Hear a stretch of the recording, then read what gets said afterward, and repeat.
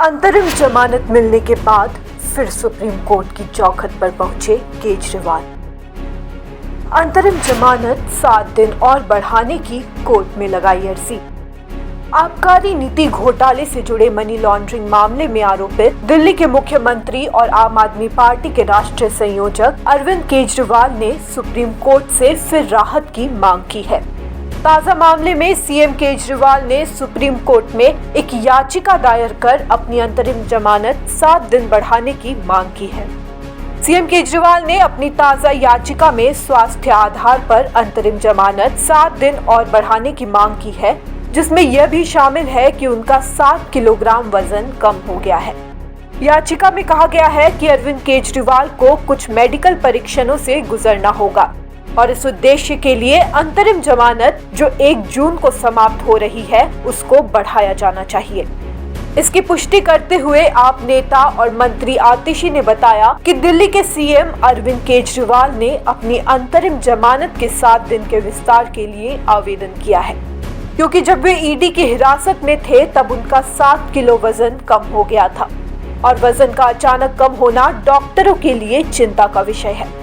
आतिशी ने बताया कि हिरासत से बाहर होने और मेडिकल निगरानी में होने के बावजूद केजरीवाल फिर से उस वजन को हासिल नहीं कर पाए हैं और शुरुआती परीक्षणों से संकेत मिले हैं कि उनके कीटोन का स्तर बहुत अधिक है।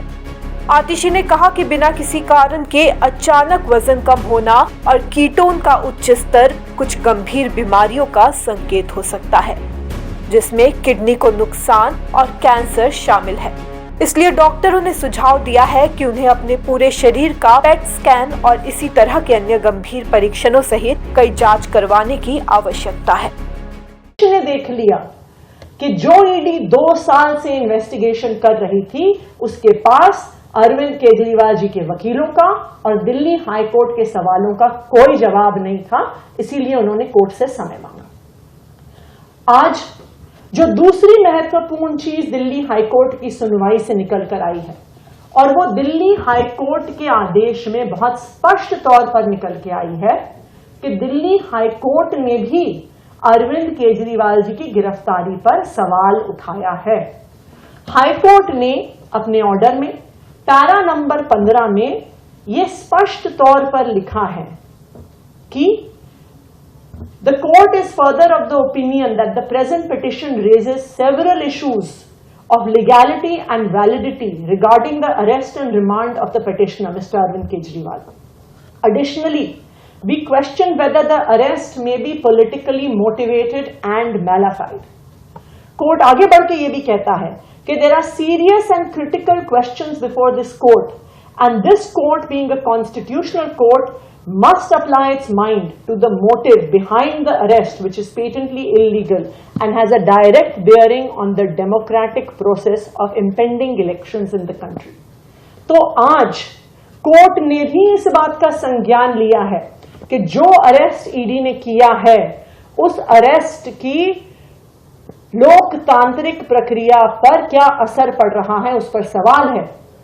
जो अरेस्ट ईडी ने किया है उसकी लीगैलिटी पे सवाल है, जो अरेस्ट ईडी ने किया है उसकी पॉलिटिकल मोटिवेशंस पर सवाल है। ये बात आज हाई कोर्ट ने अपने आदेश में कही है और इस बात का हाई कोर्ट ने संज्ञान लिया है। हमें खुशी है इस बात की कि इस देश के न्यायालय ने, दिल्ली हाई कोर्ट ने जिस प्रकार से अरविंद केजरीवाल जी को गैर कानूनी तरीके से गिरफ्तार किया गया है, भारतीय जनता पार्टी के पॉलिटिकल हथियार ईडी के द्वारा गिरफ्तार किया गया है, आज उस गिरफ्तारी पर दिल्ली हाई कोर्ट ने भी सवाल उठाए। हम इस बात का भी स्वागत करते हैं कि दिल्ली हाई कोर्ट ने ईडी को सिर्फ 1 हफ्ते का समय दिया है जिसमें उनको अपना जवाब दर्ज करना है। 2 तारीख तक उन्हें अपना जवाब दर्ज करना होगा और हाई कोर्ट ने कहा है कि वो 3 तारीख को अरविंद केजरीवाल जी की गिरफ्तारी पर अपना फैसला सुनाएगा और ईडी को 2 तारीख के बाद समय नहीं मिलेगा। हम उम्मीद करते हैं कि हमारे देश का न्यायालय इस देश की लोकतंत्र की रक्षा करने में जो हमेशा न्यायालय ने भूमिका निभाई है वो आने वाले समय में भी निभाता है। दरअसल अरविंद केजरीवाल दिल्ली शराब घोटाला केस में अंतरिम जमानत पर बाहर है। सुप्रीम कोर्ट ने उन्हें 1 जून तक अंतरिम जमानत दी है। 2 जून को उन्हें सरेंडर करना होगा। अरविंद केजरीवाल को सुप्रीम कोर्ट ने लोकसभा चुनाव में प्रचार के लिए ही अंतरिम जमानत दी है। दिल्ली शराब घोटाला केस में अरविंद केजरीवाल को ईडी ने 21 मार्च को अरेस्ट किया था। तब से ही वो न्यायिक हिरासत के तहत तिहाड़ जेल में बंद थे।